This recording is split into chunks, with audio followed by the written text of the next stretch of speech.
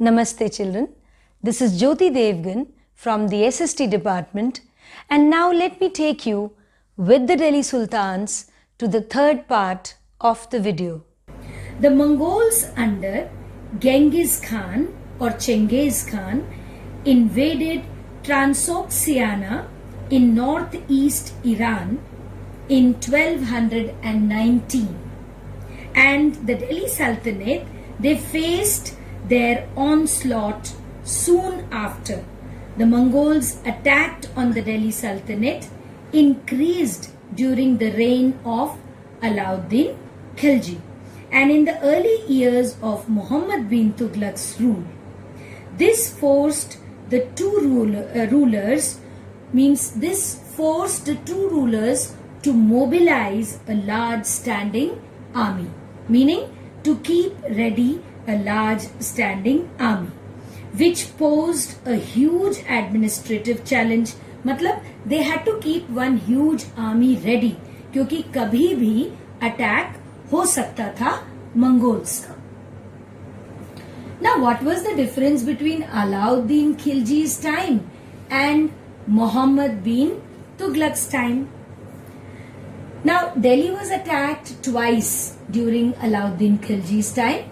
So Alauddin Khilji had to keep one large standing army. Standing army क्या होती है कि आप अपनी huge army को ready रखते हो, किसी भी time attack हो सकता है.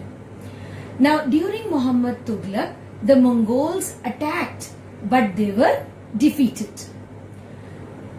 During Alauddin Khilji's time, the constructed garrison town, that is Siri, was constructed, and this was specially made for the soldiers.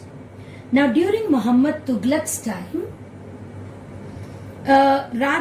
instead of building new garrison town, the oldest of the four cities of Delhi was emptied of the residents, means all the residents were asked to leave that area and the soldiers were posted there. The residents of the old city, they were sent to the new capital, that is Daulatabad in the south. Now the third point of difference, during Alauddin Khilji, soldiers were fed by the taxes which was collected from land between Ganga and Yamuna. That land is called the Doab. Now during Muhammad bin Tughlaq, the produce from the same area was collected as tax. Same area meaning Doab area. It was collected, and that tax was used to feed the standing army. Now during Alauddin Khilji's time, the prices of goods, they were pretty controlled. Alauddin chose to pay his soldiers salaries in cash rather than iktas. The soldiers would buy their supplies from the merchants in Delhi, and it was finally feared that the merchants would raise their prices. To stop this, Alauddin Khilji, he controlled the prices in Delhi. Now during Muhammad bin Tughlaq's time, the soldiers were paid in cash, but instead of controlling the prices, he used a token currency. Now what is token currency? जैसे हम अभी money use करते हैं, cash use करते हैं, उसी तरह, somewhat like present day paper currency, but made out of cheap metals, not gold and silver. Now people in the 14th century, they did not trust these coins. They also had coins, but they did not trust. Now the people were very smart. What they did? They saved their gold and silver coins and paid all the taxes to the state with this token currency, which was made of cheap metals.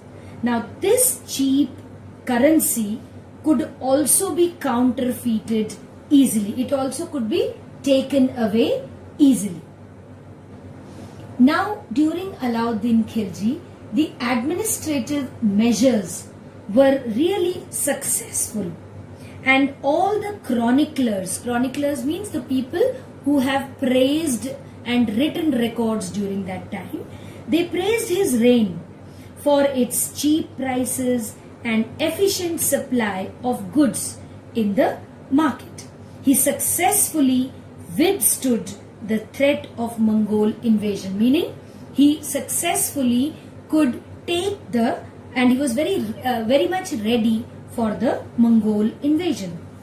Now during Muhammad bin Tughlaq's time, the administrative measures were a failure because Muhammad bin Tughlaq was also known as a mixture of opposites. He used to bring about such changes which were pretty awkward. His campaign into Kashmir was a disaster.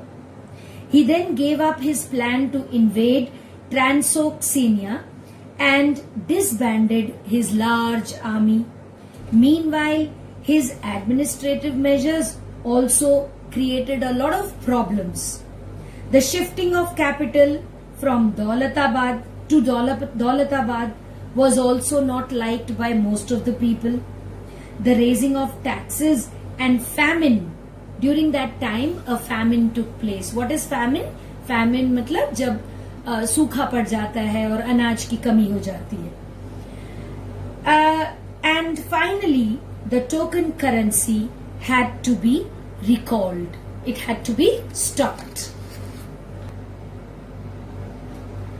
Now children, let me take you to table number 1 once again.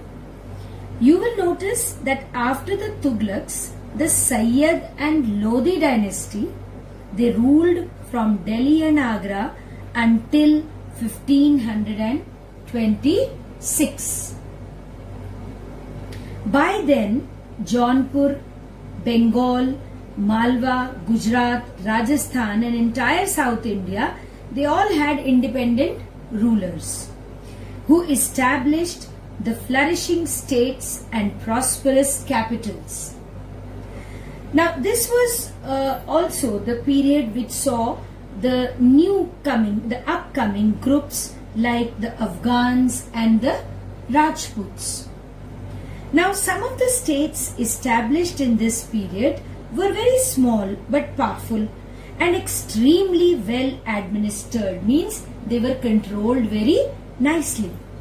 Sher Shah Suri from 1540 to 1545, 5 years, he started his career as the manager of a small territory for his uncle in Bihar, and finally he challenged and defeated the Mughal Emperor Humayun.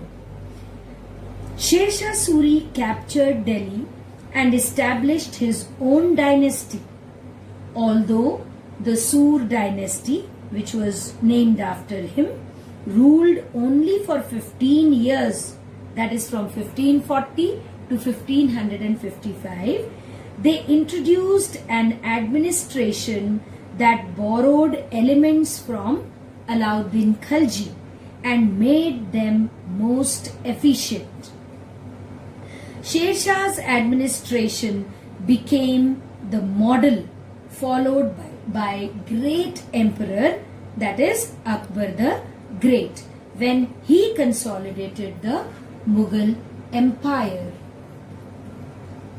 Now coming to the end of the chapter, children, we talk about the 3 orders, the peace of God, the Knights and the Crusades. Now let me tell you something more about this. The idea of the 3 orders was first started in France in the early 11th century. Now it divided the society into 3 classes. First, the ones who prayed, second, the ones who fought, and the third, the ones who were peasants, that is, who controlled the land. This division of society into 3 orders was supported by the church to consolidate the dominant role in the society.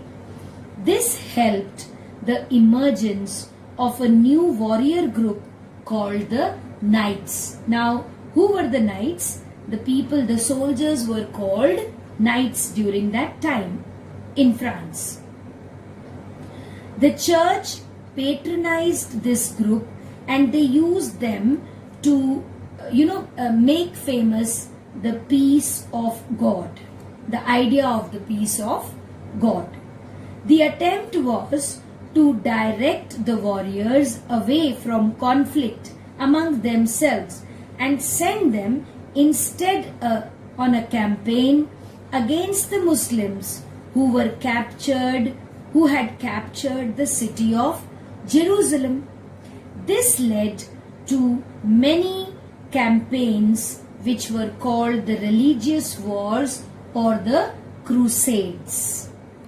These campaigns in the service of God and the church completely changed the status of the knights. Originally, these knights did not belong to the class of nobles. Nobles was the first class. But by the end of the 11th century in France and a century later in Germany, the humble origins of these warriors were forgotten. By the 12th century, the nobles also wanted to be known as the knights. Now that's all with this chapter, the Delhi Sultans.